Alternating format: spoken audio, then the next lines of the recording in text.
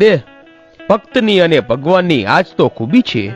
ક્યારેક ભક્ત ભગવાનને એવા સંકટમાં મૂકી દે છે કે ભગવાનને ઉગાડા પગે દોડવું પડે છે, અને ક્યારેક ભગવાન ભક્તની એવી કસોટી કરે છે કે જેવા તેવાના તો કાળજા કકડી જાય.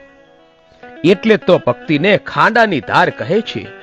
હવે કહેવાય છે કે એક દિવસ રામદેવજી મહારાજ સંન્યાસીનો વેશ લઈને લીલોડા ઘોડા ઉપર બેસીને વનવગડામાં જ્યાં હરજી ભાટી બકરા ચરાવે છે ત્યાં આવ્યા. અને આજે હરજી ભજનમાં એવો લીન થઈ ગયેલો કે વગડો વીંધીને છેક છેડે પહોંચી ગયો. ત્યાં ચરવાનું તો ઠીક હતું, પણ આજુબાજુમાં ક્યાંય પાણી પણ ન હતું. એક નાની તલાવડી હતી, પણ એ પણ સુકાઈ ગયેલી. અને હરજીને એમ કે બપોર સુધી બકરા ભલે ચરે, બપોરે પાછા વળી જઈશું. આમ વિચારીને હરજી એક બાવળિયા નીચે બેઠો, અને ત્યાં તો ભગવા વેશધારી સંતને આવતા જોયા. લીલુડો